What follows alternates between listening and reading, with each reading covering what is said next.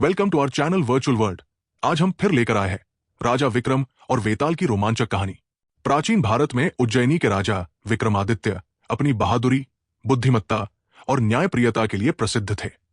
वे अपनी प्रजा के सुख दुख का ध्यान रखते थे और हमेशा कठिन चुनौतियों को स्वीकारने के लिए तत्पर रहते थे।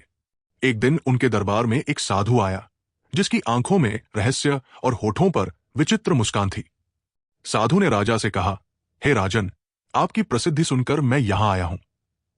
मेरी एक समस्या है जिसे सिर्फ आप ही सुलझा सकते हैं।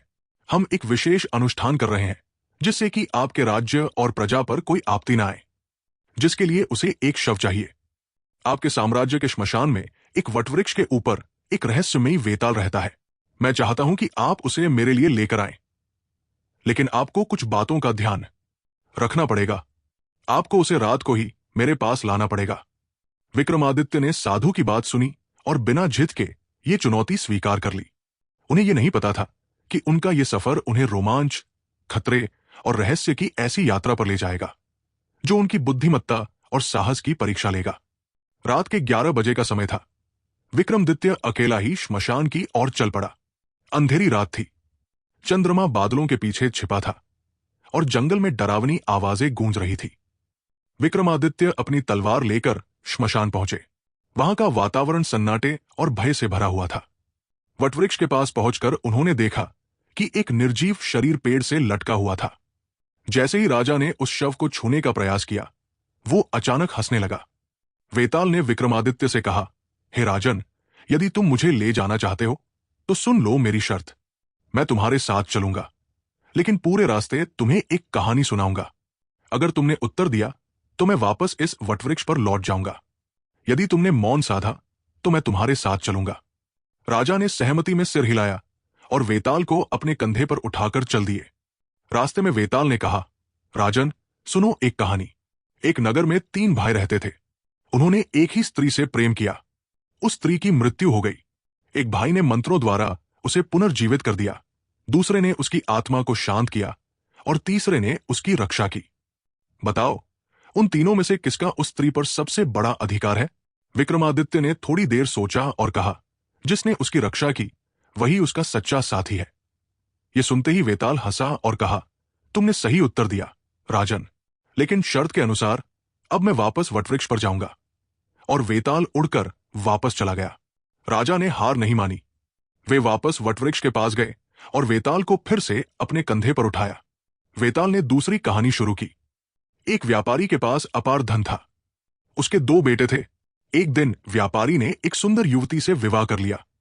उसका बड़ा बेटा युवती पर मोहित हो गया और छोटे बेटे ने अपने पिता की हत्या कर दी। अब बताओ, इस अपराध का दोषी कौन है? विक्रमादित्य ने जवाब दिया, दोनों पुत्र दोषी हैं। छोटे बेटे ने लालच में हत्या की और बड़े बेटे ने अपने वासनात्मक विचारों से अपने परिवार का संतुलन बिगाड़ा।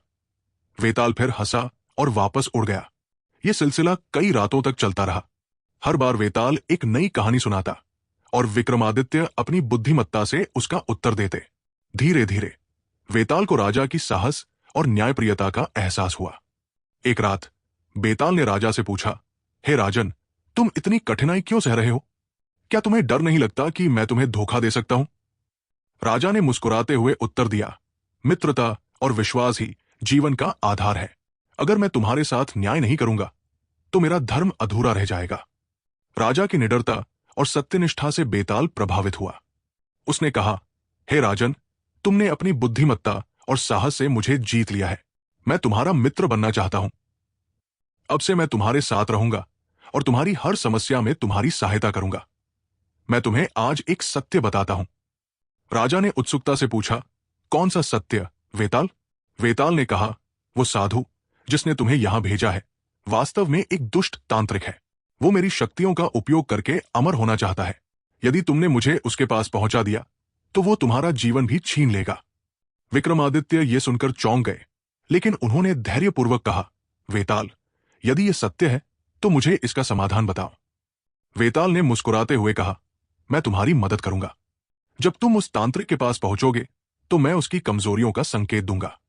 अगली रात विक्रमादित्य वेताल को लेकर उस साधु के पास पहुंचे। तांत्रिक ने खुशी जाहिर की और राजा को बैठने का संकेत दिया, लेकिन जैसे ही तांत्रिक ने अपना मंत्रोच्चारण शुरू किया, वेताल जोर से हंसा और कहा, राजन, ये समय है, उसकी गर्दन पर वार करो, अन्यथा तुम्हारा अंत निश्चित है।